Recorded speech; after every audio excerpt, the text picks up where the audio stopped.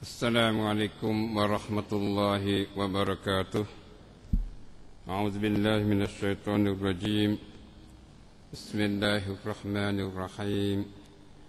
Alhamdulillahilladzi nahmaduhu wa nasta'inuhu wa nastaghfiruhu wa natubu ilayhi wa na'udzu billahi min shururi anfusina wa min sayyiati a'malina.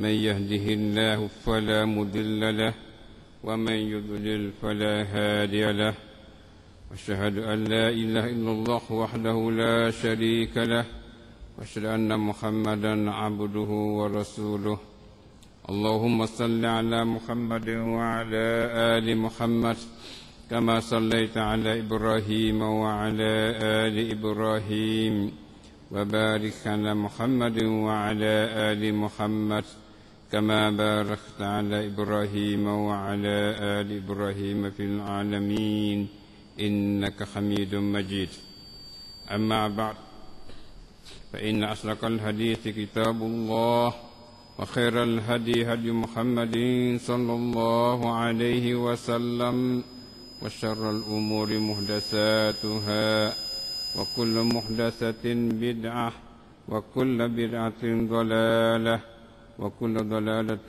في النار وعليكم بالجماعة فإن يد الله مع الجماعة ومن شذ في النار ربنا إننا سمعنا مناديا ينادي للإيمان أن آمنوا بربكم فآمنا ربنا فاغفر لنا ذنوبنا وكفر عنا سيئاتنا وتوفنا مع الأبرار ربنا وآتنا ما وعدتنا على رسلك ولا تخزنا يوم القيامة إنك لا تخلف الميعاد ربنا افتح بيننا وبين قومنا بالحق وأنت خير الفاتحين ربنا لا تجعلنا فتنة للقوم الظالمين ولا تجعلنا فتنة للقوم الكافرين ونجنا برحمتك من القوم الكافرين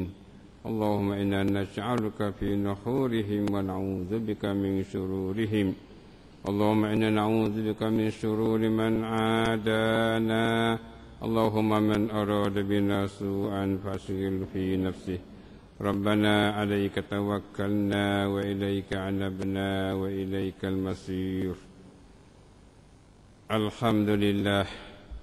Bersyukurlah kita bersama-sama kepada Allah Subhanahu Wa Taala di atas segala kenikmatan Allah, rahmat dan nikmat Allah yang melimpah ruah kepada kita. Alhamdulillah. Semenjak daripada bulan Ramadan dan 10 akhir Ramadan kita semua dapat penahkan amal ibadat Ramadan dan kita telah bahir raya Aidil Fitri Al-Mubarak tahun 1432 dengan selamat dan sekarang alhamdulillah kita masih lagi berada dalam bulan yang digalakkan kita untuk berpuasa lagi, iaitu puasa 6 Syawal, yang mana bagi mereka yang belum puasa 6 Syawal boleh lagi kita berpuasa sehingga akhir Syawal ini insya-Allah.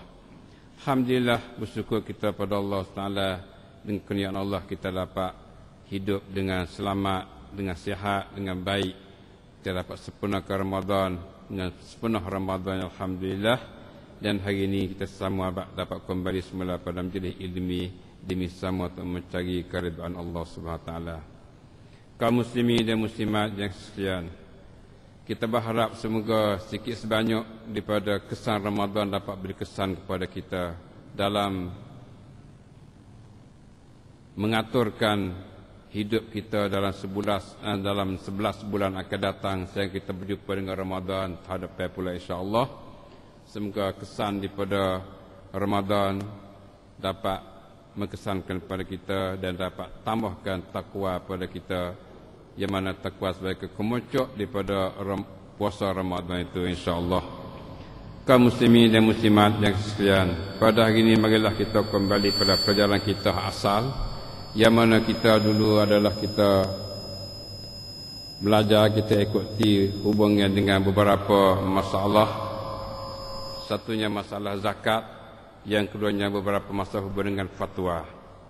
Hari ini insya-Allah kita kembali pada pucaraan fatwa kita, yang mana dalam buku fatwa kita yang kita keluar dulu, yang mana masih ada tangan setengah pada kita ni, dan kalau tidak ada pun tidak apa, hari ini insya-Allah kita akan teruskan dalam fatwa kita mengikut siri kita yang 229 daripada awal fatwa hingga sampai sekarang, daripada fatwa umum, fatwa semasa, ialah dalam siri 229. Baiklah kaum muslimin dan muslimat yang sekalian, pelajaran kita hari ini adalah kita bicara hubungan fatwa dalam siri 229. Tajuknya salah bagi mereka yang sedang proses membasuh buah pinggang. Salah bagi mereka yang sedang proses membasuh buah pinggang. Ini adalah tajuk yang kita bicara hari ini, ialah hubungan dengan semaya bagi orang yang sedang duduk proses buah pinggang dia, duduk basuh buah pinggang dia. Soalnya, seorang sakit buah pinggang ataupun sakit buah pinggang dan sedang berada dalam proses pelaksanaan membasuh buah pinggang dengan menukar darah pembersihannya dan sebagainya, dan memakan masa 3 jam ataupun sampai pada 4 jam, maka bagaimanakah dia melaksanakan solat? Ini perkara penting juga pada kita, kerana perkara selalu berlaku dalam masyarakat kita ni. Banyak daripada setengah pada kita tu penyakit penyakit buah pinggang, yang terpaksa kena proses darah semua, kena pergi proses darah di hospital, yang mana makan masa proses tu duk 3 jam sampai 4 jam. Dia tukar darah kita, duk pelari darah kita tu makan masa 3 jam atau 4 jam. Maka terkadang masa 3-4 jam tu makan masa waktu salah kita, memakan masa waktu salah. Kalau itu bagaimanakah orang yang sedang proses darah tu, zuhur tu nak habis dah, misalnya dah waktu zuhur, masuk waktu zuhur ataupun proses belum zuhur lagi dan sebagainya, tapi makan masa panjang, maka bagaimanakah dia nak tunaikan salah? Alhamdulillah kita yang sihat, tak ada sentuh dengan penyakit itu, tak ada apa. Bagi mereka yang mana ada penyakit itu, kena proses, terpaksa kena proses, maka dia tu kena tahulah cara untuk nak laksana salah dia tu. Itulah merupakan soal. Maknanya orang sakit buah pinggang duduk dalam keadaan proses darah dia, makan masa 3 jam, 4 jam ataupun 5 jam dan sebagainya, maka bagaimana dia nak tunaikan salah? Jawabnya, sekiranya salah akan habis waktunya sebelum selesai pelaksanaan itu, maka boleh dia jamak takhir bagi salah itu. Kerana orang sakit, boleh dia jamakkan salah. Masya Allah. Ini jelas pada kita. Jadi ikut jawab petua ni, maknanya sekiranya salah akan habis waktunya sebelum pelaksanaan itu, sebelum selesai pelaksanaan itu. Maknanya kalau dia pergi proses waktu zuhur misalnya, makan masa 3 jam, 4 jam ataupun 5 jam, tengok keadaan lah tu, maka waktu salah tu akan habis, belum selesai lagi. Maknanya dia atas katil, dia proses darah, tak boleh nak bergerak, tak boleh nak bangun apa, kena proses darah selesai dulu. Dalam proses darah tu agaknya habis waktu zuhur, tak ada nak sembahyang zuhur dah dia tu. Tu kabar ke tak kabar tu, tu sedar. Cumanya buat apa boleh. Dalam keadaan dia tu duduk supaya duduk kena pergi kena ikat situlah dalam proses darah tu. Waktu zuhur akan habis sebelum daripada selesai. Maka caranya, maka boleh dia jamak takhir bagi salah itu. Masalah. Boleh jamak takhir. Dalam keadaan proses tu dia niat, dia namanya zuhur dalam waktu asar sebagai jamak takhir. Tak ada apa lah. Ya, alhamdulillah, ini satu jalan keluar pada kita, kemudahan pada kitanya. Dia proses lagu-lagu tu, waktu tu habis niat. Maknanya aku namanya zuhur, jamak takhir dalam waktu asar. Kalau ada apa, tunggu. Kerana orang sakit boleh dia jamakkan solat. Jadi orang sakit boleh jamak solat. Jadi bila kita sakit yang tak mampu kita nak sembahyang yang secara mudah tu, maka boleh dia jamakkan solat dia. Alhamdulillah, Inilah merupakan perkara yang diberi kemudahan pada kita dalam syariat Allah Subhanahu Wa Taala, insya-Allah.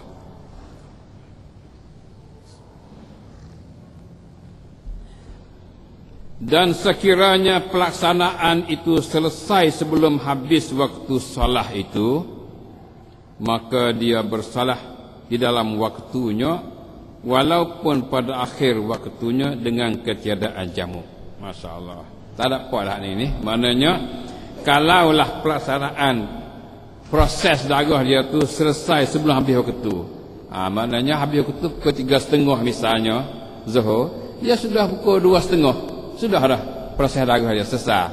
Masya Allah. Kalau itu waktu ada, maka boleh dia sembahyang dalam waktu tu. Dia kena sembahyang waktu tu. Walaupun pada akhir waktunya. Walaupun akhir waktu dia sudah, dia sembahyang dalam waktu dia. Dengan ketiadaan jamu. Tak jamu dah lah. Kerana dia mayar waktu Zuhur. Masya Allah. Alhamdulillah. Dan jika ia hendak jamu, maka tidak mengapa. Kerana dia adalah orang sakit dan boleh jamu apabila berhajat pada dia demikian itu.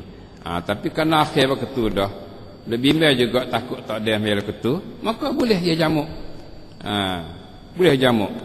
Sudah dah akhir waktu, tapi agak tak ada yang waktu, maka dia niat jamu.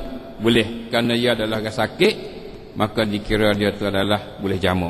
Alhamdulillah, jelaslah pada kita, kalau kita ditakdir Allah dikena proses darah sesuatu, maka untuk salah. Ini cara salah bagi orang Islam proses darahnya. Itulah kaum muslimin dan muslimat sekalian, jawapan petua ini daripada Al-Fatawa Al-Muta'alliqah Bit-Tib muka 81 sampai muka 82, dan juga Al-Fatawa rakam fatwa bagi Lujnah rakam 18166. Itulah kaum muslimin dan muslimat sekalian, hubungan dengan fatwa siri fatwa kita yang ke-229. Alhamdulillah, satu hukum kita dapat pada hari ini. Seterusnya kita pergi pada fatwa yang seterusnya, iaitu fatwa yang siri 230, tabarruk darah. Tabarruk darah. Kita nak tahu juga tabarruk darah, bericak darah, bericak lohit. Banyak orang minta tabarruk darah lah ni. Orang sakit hospital apa, ada minta tabarruk darah pada kita. Maka kita akan tahu apakah hukum kita tabarruk darah kita tu. Soal, apa hukum tabarruk darah? Apa hukum kita tabarruk darah kita? Darah tubuh kita, tubuh badan kita. Jadi ada yang perlu pada darah, kita nak tabarruk darah kita tu boleh ke tak boleh? Mengikut syarat. Jawabnya, hukum tabarruk darah adalah harus. Sekiranya tidak memberi kesan mudarat ke atas kesihatan si yang memberi tabarruk itu. Tetapi sekiranya keadaan yang perlu menyelamatkan seorang yang maksum dan tidak ada cara yang lain, maka ketika itu wajib ditabarrukkan darah itu. Kita jelas ini. Jadi hukum tabarruk darah adalah harus. Boleh kita tabarruk darah sekiranya tidak memberi kesan mudarat ke atas kesihatan si yang memberi tabarruk itu. Harus kita tabarruk darah sekiranya tidak beri kesan mudarat pada kita. Mana kalau kita beri darah, tabarruk darah tu, kita tu tak ada mudarat ke apa dak. Jadi mengikut apa dia ilmu kesihatan dan kajian doktor ni, darah kita ni dia dah lama-lama tu dia tak pakai mana dah darah kita ni. Jadi bila kita tubik darah tu, ia proses darah baru pula mari. Kalau kita tak tubik, darah sedia tu ya. Ia tak ada ke mana dalam tubuh kita ni ya. Tapi bila kita tubik tu, ia mari darah baru pula. Ia lebih sihat lagi pula, insya-Allah. Di sini maknanya harus kita beri darah kita ataupun tabarruk darah kita tu sekiranya tidak mudarat pada kita. Dan rasanya mudarat tu insya-Allah tidak ada. Melainkannya orang tu orang lemah dah. Dan bomo sendiri pun dia nak ambil darah kita tu, dia cek dulu tengok kesihatan kita tu, agak atau boleh beri atau tak beri, boleh beri ataupun tak boleh beri. Kalau boleh beri, okey. Kalau tak boleh beri, dia tak ambil darah kita tu. Tu ya. Alhamdulillah. Itu maknanya ihtiyatat segi jagaan pihak doktor pun jaga benda tu. Bukan semua tu tabarruk boleh ambil belakang dak, dia periksa juga dulu. Kalau itu pada pokoknya mengikut syariat ni harus kita tabarruk darah sekiranya tidak mudarat pada kita. Tetapi sekiranya keadaan yang perlu menyelamatkan seseorang yang maksum, tapi kalaulah keadaan itu perlu untuk menyelamatkan seorang yang maksum, seorang muslim ni ya perlu berdarah benar-benar, dan tidak cara yang lain, tak ada cara lain. Caranya kena tabarruk darah, tawi talih darah tak selamat hidup dia dengan tergempar dan sebagainya. Mana seorang yang maksum, seorang muslim yang maksum, mana darah terpelihara, darah selamat dia tu, maknanya haram kita bunuh dia, maka orang ni dalam keadaannya teruk, bermak kata tak nak jalan, melainkannya kena pakai darah, kena buh darah dia, lalu tu minta tabarruk darah. Jadi bila keadaan yang memerlukan lagu tu, terpaksa lagu tu, maka ketika itu wajib ditabarrukkan darah itu. Ketika itu wajib kita tabarruk darah itu. Siapa dia yang mampu sihat tubuh badan dia boleh tabarruk darah, ketika tu wajib dia tabarruk. Sebab nak jaga nyawa saudara kita muslim yang sedang teruk ni. Ini satu keadaan yang merupakan wajib tabarruk darah. Alhamdulillah. Ya kadang kita dapati setengah-setengah saudara kita tu tak ada jalan dah, mereka kena berdarah, cepat-cepat cari darah, cepat-cepat cari darah. Kalau tak ada darah tak selamat hidup dia. Maka kita orang muslim adalah kena tolong dan bantu sama muslim walaupun dengan darah kita. Itulah kita dapat jawapan daripada pihak fatwa hubungan dengan tabarruk darah. Darah tabarruk itu boleh dipindah daripada seorang manusia kepada seorang manusia yang lain walaupun berlainan agama. Masya Allah. Jadi darah yang mana kita tabarruk tu boleh dipindah daripada seorang pada seorang yang lain walaupun berlainan agama. Jadi ada kafir sakit perlu darah, boleh kita beri darah pada dia. Darah kita ni boleh pergi pada orang kafir dan boleh pergi pada orang muslim. Darah dia pun serupa juga.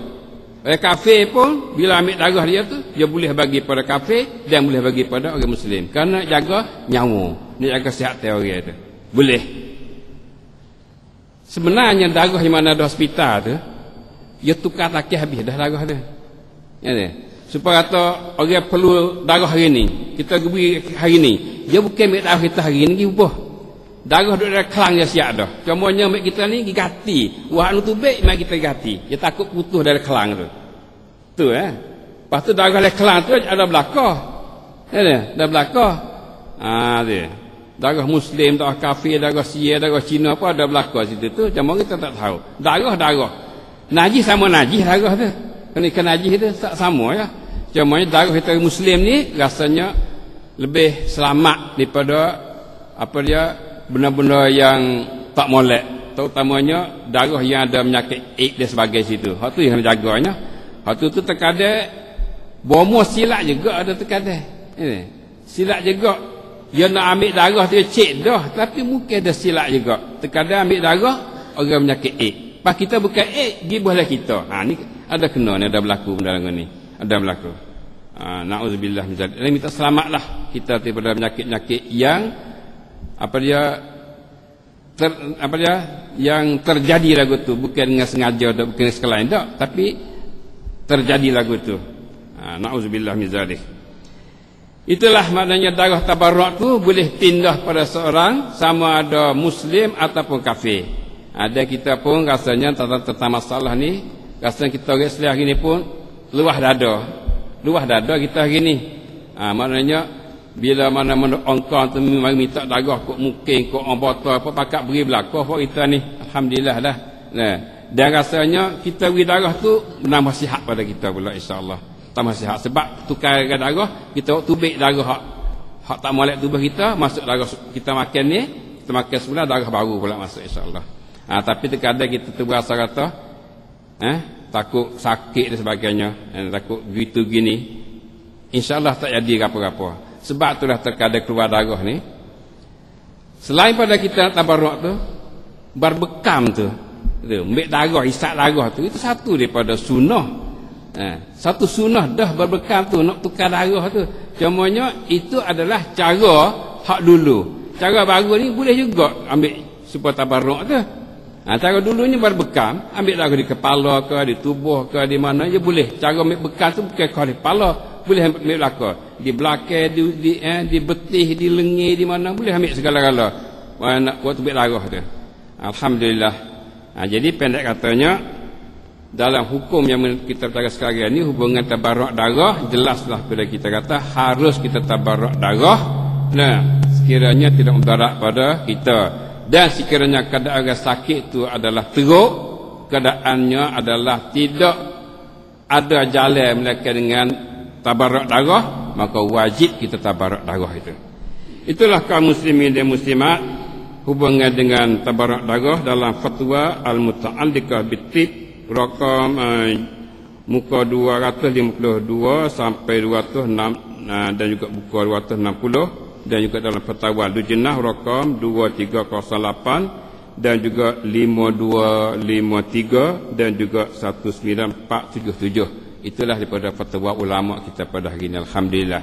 Itulah benda yang kita boleh tahu, dan perkara ni insya-Allah perkara yang boleh kita tu beramal insya-Allah. Maka jika ada minta tabarruk darah, kita sediakanlah kesihatan kita tu untuk kita tabarruk. Semoga bomocik kita tu kita boleh tabarruk darah kita. Dan keruk dan itu darah tak samalah A B C tu, tengoklah tu nah. Itulah kaum muslimin dan muslimat sekalian, hubungan dengan siri fatwa kita yang ke-230. Dan kita teruskan lagi kepada fatwa seterusnya, iaitulah fatwa 231 yang mana ada hubungan rapat juga dengan tabarruk darah itu, iaitulah menerima hadiah kerana tabarruk darah. Ya, dekat dua ni. Menerima hadiah kerana tabarruk darah. Jadi bila kita tabarruk darah tu ada rewi hadiah kita. Kalau itu tabarruk tu. Kalau itu katanya soal, apa hukum seorang yang tabarruk darahnya dan pihak Jabatan Kementerian Kesihatan memberi kepadanya hadiah yang berbentuk wang atau barang sebagai menggalak orang ramai untuk bertabarruk darah untuk menyelamatkan nyawa orang sakit. Ini mungkin berlaku ni. Alhamdulillah, lek kita ni jiwa kita tabarruk darah. Jadi mana ongkon anamai mari minta tabarruk darah, kita tabarruk darah. Lepas tu dia tu adalah pihak Jabatan Kementerian Kesusahan serta Nasib ataupun ikutlah anamai ke apa, dia beri kepadanya hadiah yang berbentuk wang. Sekadar bagi hadiah dia kita tabarruk darah dah, dia hadiah duit kita 500 kok ke 1000 kok ke 300 kok ke, ikutlah dia bagi tu, atau barang dia hadiah bagi bagi hadiah bagi itulah seraga ke, sekotak ke, kain baju ke apa, ikutlah, adalah bagi hadiah dia tu pada kita sebagai menggalak orang ramai untuk bertabarruk darah, untuk menggalak ramai pula tabarruk darah. Bila tabarruk darah tu ada dia bagi duit atau bagi hadiah atau apa, maka orang lain pun apa tu pakat bertabarruk lah, dapat galakkan tu sebagai menggalak orang ramai untuk bertabarruk darah untuk menyelamatkan nyawa orang sakit. Kata apa hukum kita terima hadiah ni? Apa hukum kita terima hadiah sebagai mukabil balas daripada kita tu tabarruk darah kita tu. Kita tabarruk dah, dia pun nak beri lah kita. Boleh ke tak terima? Ini masalah. Jawabnya, tidak harus menjual darah. Darah kita jual tak boleh.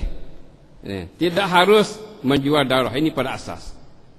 Kalau lah darah kita tu dia nak beli dengan harga, tak boleh darah kita, sebab dia tu satunya najis. Satunya najis lah dia tu. Tidak harus menjual darah dan mengambil gantian iwab atau pengganti di atas pemberian darah itu adalah haram.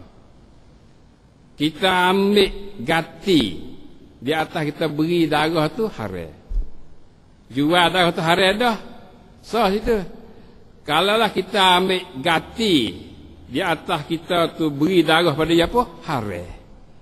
Tak boleh. Sama ada gantian itu berbentuk benda ataupun barang ataupun berbentuk wang. Walaupun yang demikian itu dengan cara hadiah. Kerana dia adalah hadiah yang berbalas ada mukabil. Jadi mengikut fatwa ni bahasanya kalau kita tabarruk darah, lepas tu dia memberi hadiah pada kita, sama ada duit ataupun barang, sebagai mukabil. Hadiah ni tak beri kita, melainkan kalau kita beri darah. Ini bagi hadiah ada mukabil, hadiah ada balasan. Sebab ada balasan hak dia beri kita dulu. Sebab kita beri darah, sebab tu dia beri hadiah. Kalau tak beri darah, beri hadiah tu. Tak beri. Ini panggil hadiah ada mukabil. Maka hadiah yang bentuk mukabil ni haram. Tak boleh. Itu dia. Tak boleh nak terima. Ini perlu pada beritahu pada pihak jabatan kementerian lah benda ni. Itu sudah hadiah lah. Agar beri tabarruk, tabak kelas. Tak ada apa tabarruk dah. Kalau beri hadiah pula, kita tabarruk tu, kita ambil bagi haram pula dah. Kita ambil bagi haram pula dah. Kerana hadiah tu hadiah yang berbentuk mukabil. Betul ada timbal balas. Maka tak boleh. Itulah patut kita ingat. Alhamdulillah hati kita tabarruk dah. Tapi mungkinlah jiwa manusia ni kalau ada hadiah dia berasa nok. Seronok dengan hadiah tu. Berasa nok. Itu dia. Itu jiwa manusia pada barat dia nok. Kalau tak ada mula lagi pun tak ada apa dah, kita hadiah dah. Amannya kita tabarruk dah kita tu. Alhamdulillah. Itulah kaum muslimin dan muslimat yang sekalian, hubungan dengan terima hadiah kerana kita tabarruk darah. Terima hadiah itu adalah haram walaupun atas nama hadiah.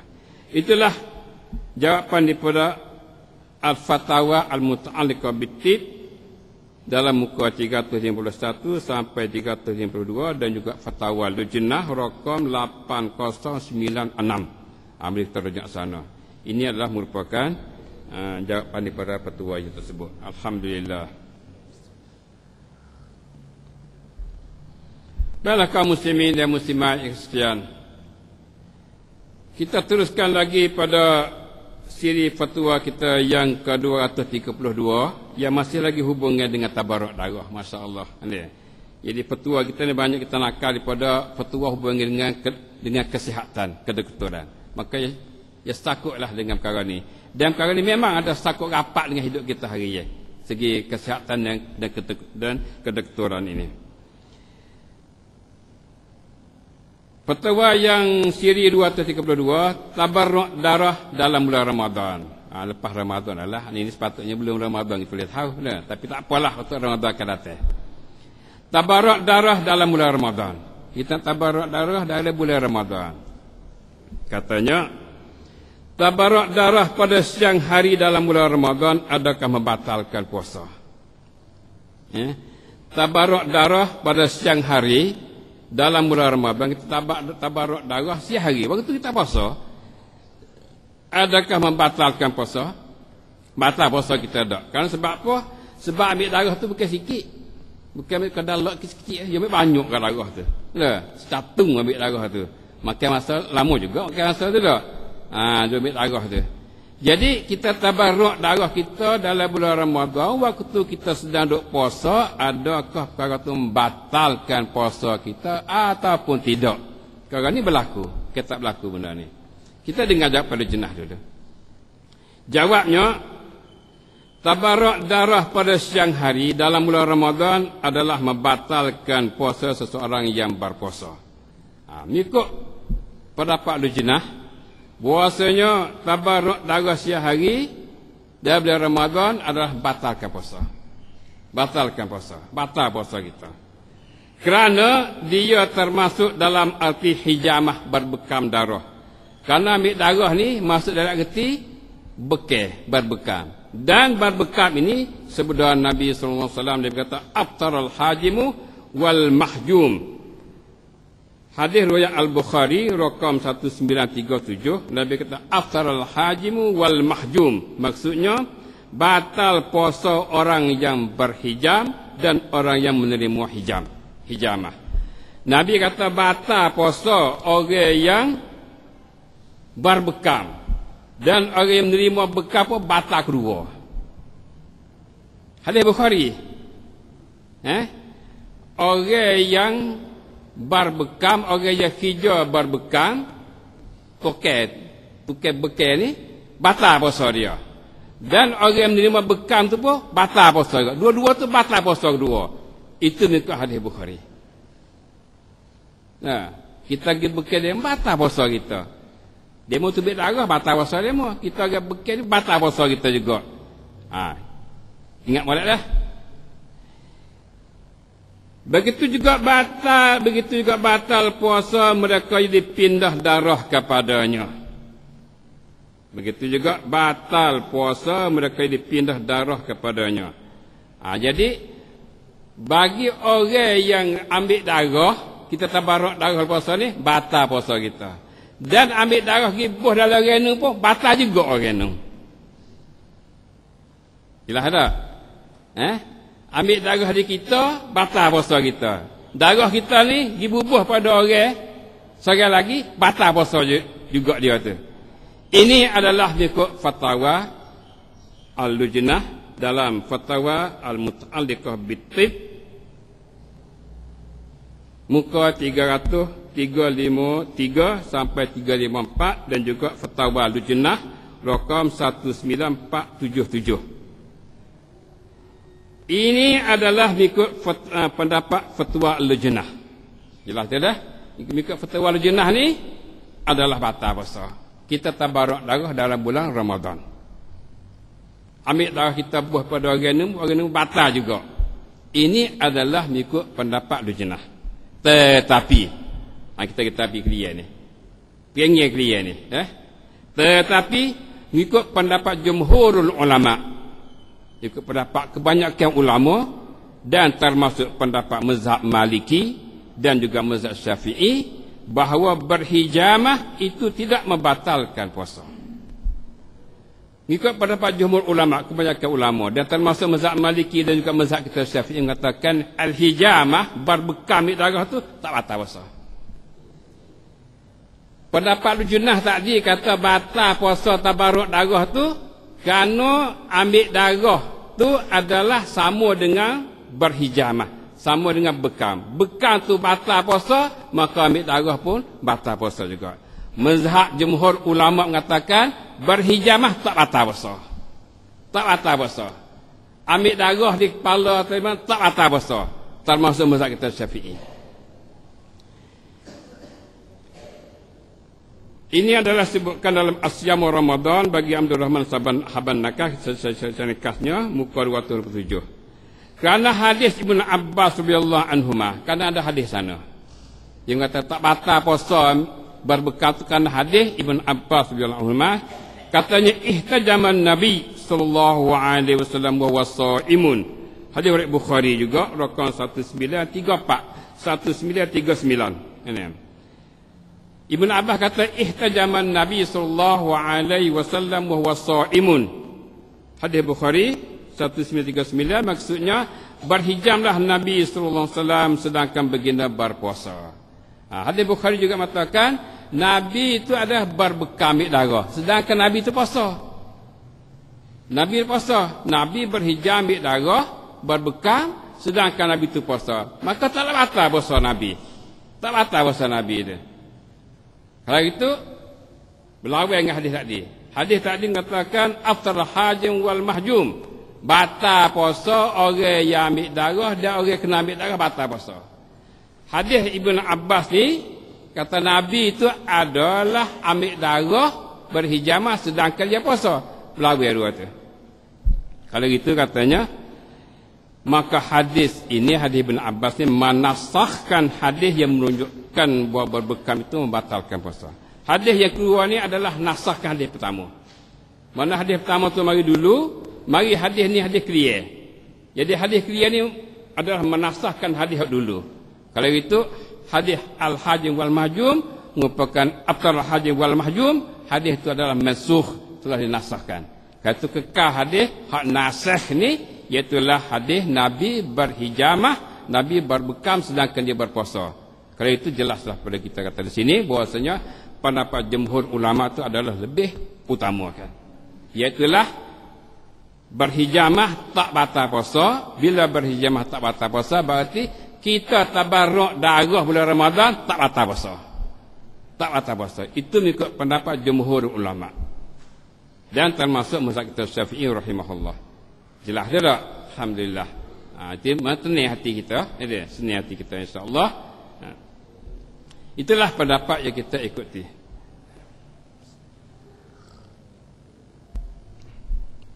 Itulah kaum muslimin dan muslimat sekalian hubungan dengan beberapa masalah fatwa yang mana ada pada kita hari ini yang berhubungan dengan tabarruk darah itu 3 fatwa bersama kita.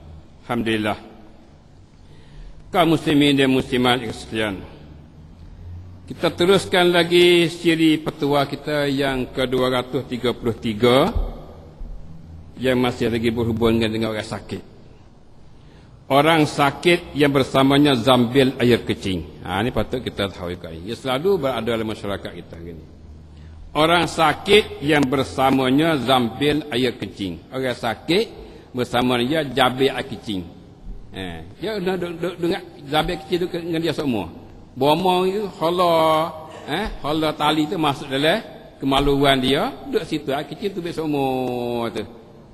Katanya soal orang sakit yang bersamanya zambil air kecing, bagaimanakah dia berwuduk dan bersolah?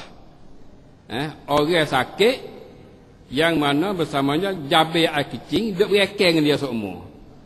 Lepas tu dia nak ambil wuduk, nak semaya buat lagu mana? Air kecing duduk semua, duduk berekeng dia semua. Maka bagaimana dia nak ambil wuduk dan bagaimana dia nak bersolahnya?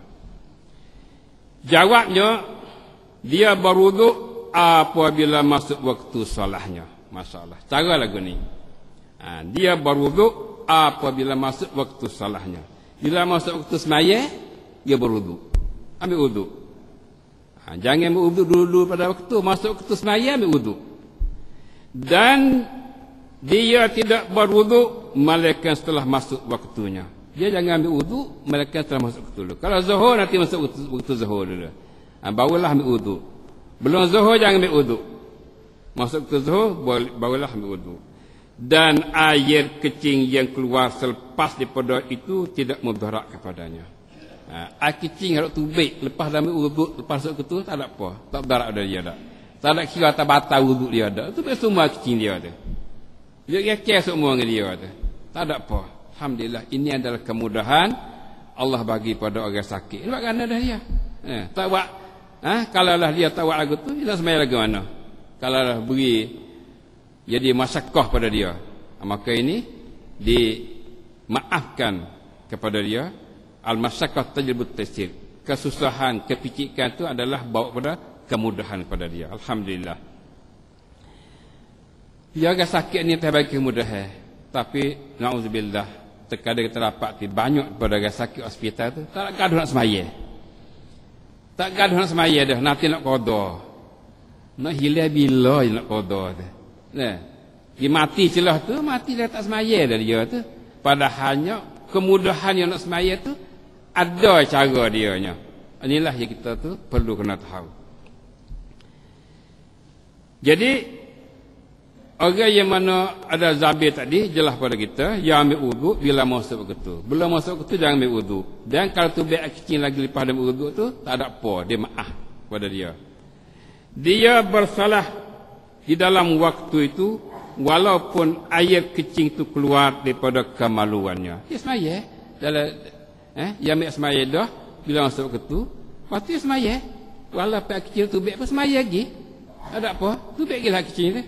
Ada berakir dengan zabir pun berakir lagi, tak ada apa. Maya lagi lah. Alhamdulillah. Tu, jangan kita berasa keberatan dan kesusahan. Alhamdulillah. Ini kemudahan yang mana Allah bagi pada kita. Tuhan Nabi kita tu sembah dia, taat pada dia, ibadat pada dia, walau dalam bentuk keadaan secara mana pun. Keadaan kita mana pun buat lagi. Dia.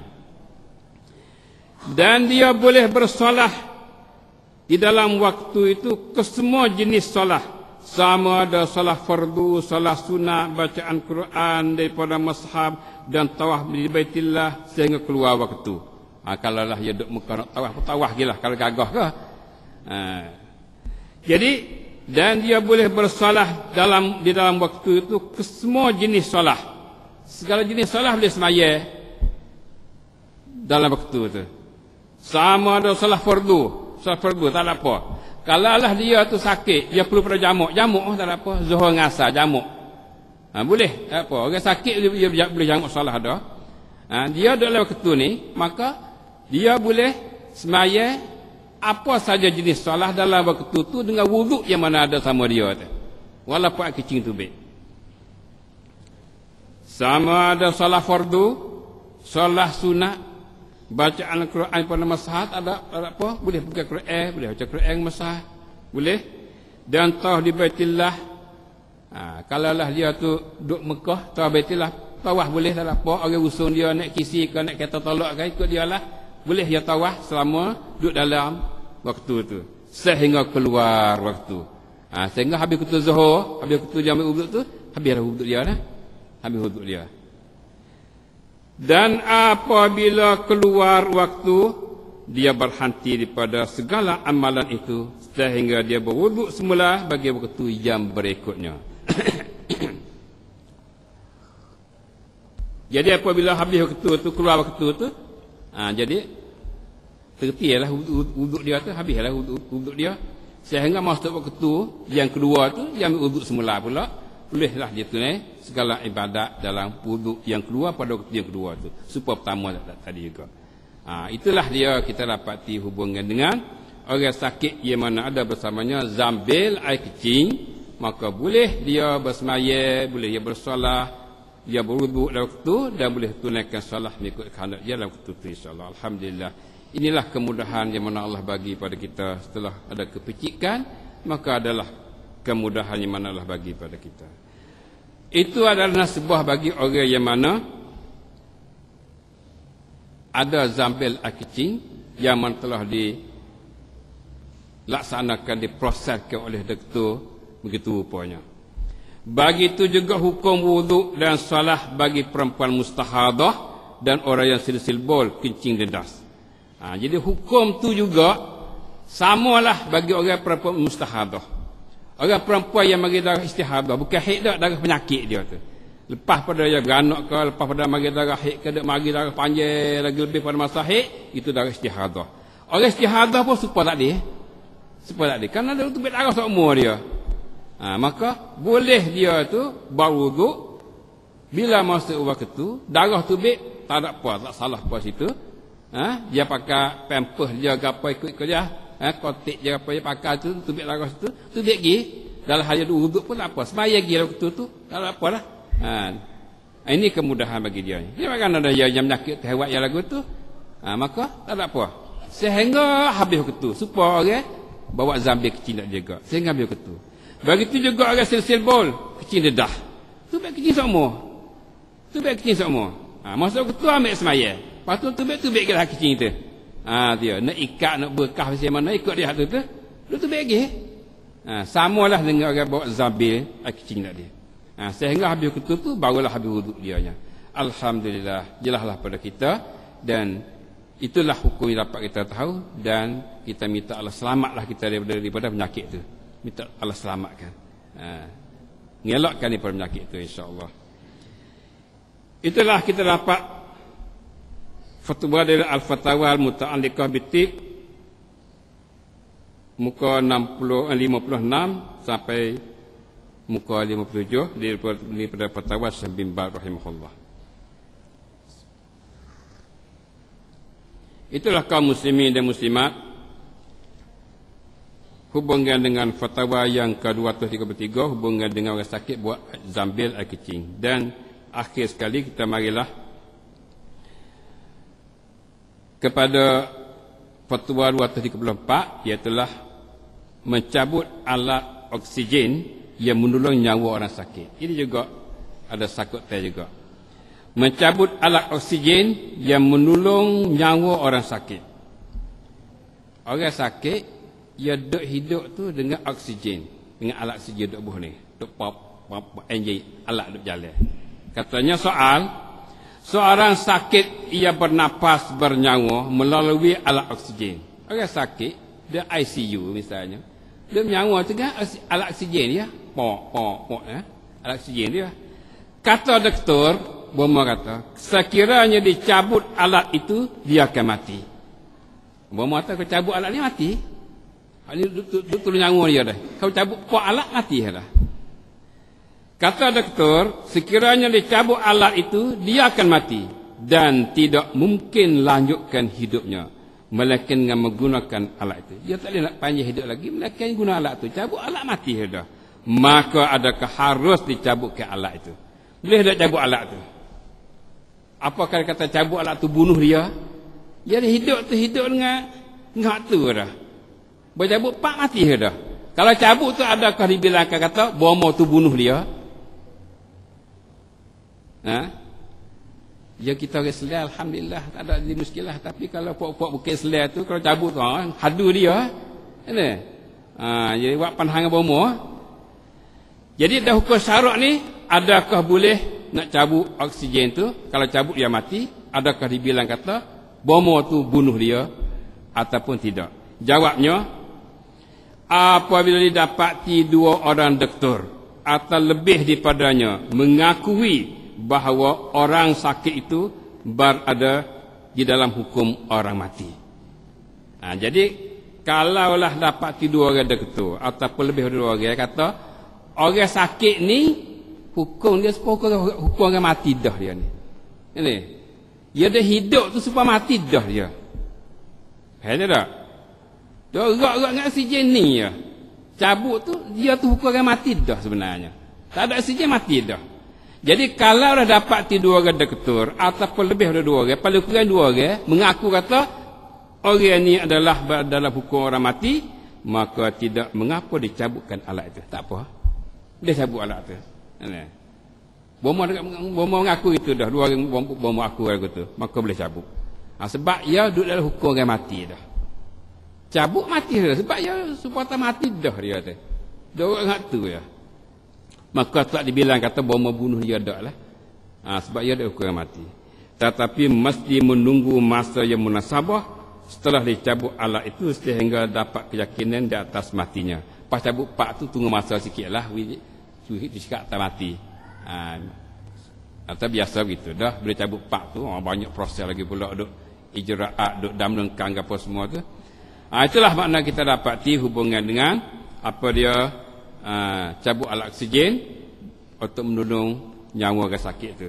Jadi maknanya kalau ada dua orang saksi daripada doktor kata hidup dia tu adalah hidup sebagai hukum orang mati dah, maka boleh cabut insya-Allah. Itulah kita dapat di dalam fatwa al-muta'alliqah bitib muka 319 sampai muka 321 dan juga dalam fatwa lujnah rakam 12762 dan juga 15964. Alhamdulillah jelaslah pada kita hubungan dengan apa dia fatwa yang mana ada pada kita hari ini insya-Allah.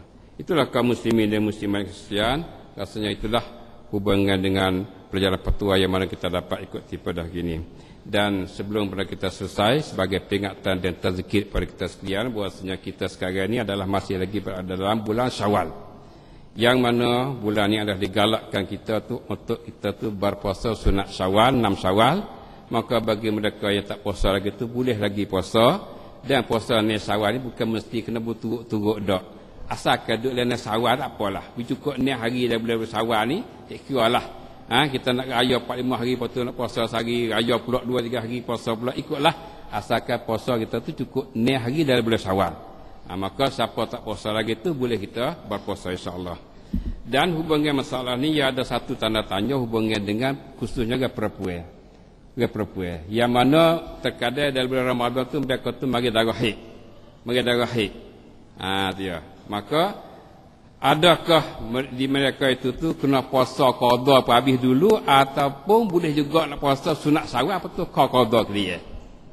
Jadi seeloknya dan semoleknya dia qada habis dulu. Dia qada habis dulu, dia tinggal apa hari Ramadan, maka boleh Syawal ni sebelum daripada dia puasa Syawal dia qada dulu. Kalaulah ada masa. Kalau ada masa. Tapi kalaulah tidak ada masa bagi dia untuk nak qada dulu, lepas tu nak puasa sunat Syawal pula, tak ada. Kalau qada dulu akan luput sunat Syawal, maka boleh dia puasa sunat Syawal dulu dan qada krianya. Itu adalah mengikut apa yang dinyatakan oleh ulama kita rahimahullah. Ini kemudahan bagi perempuan. Tapi sebolehnya qada dululah kalau ada masa. Kalau tak ada masa, okey. Bolehlah dia tu puasa sunat Syawal dulu, lepas tu ikut qada krianya. Sebab qada ni dia boleh lagi panjang lagi masa. Itulah kaum muslimin dan muslimat Kristian hubungan perjalanan kita ini insya-Allah. Jazakumullahu khairan jazaa wa sallallahu ala Muhammad wa alihi wasallam. Subhanallahi rabbil izzati amma yasifun wa salamun alal mursalin walhamdulillahi rabbil alamin. Subhanakallahumma wa bihamdik asyhadu an la ilaha illa anta astaghfiruka wa atubu ilaik. Wassalamualaikum warahmatullahi wabarakatuh. Dan pertama kita hari ini adalah rasanya kita telah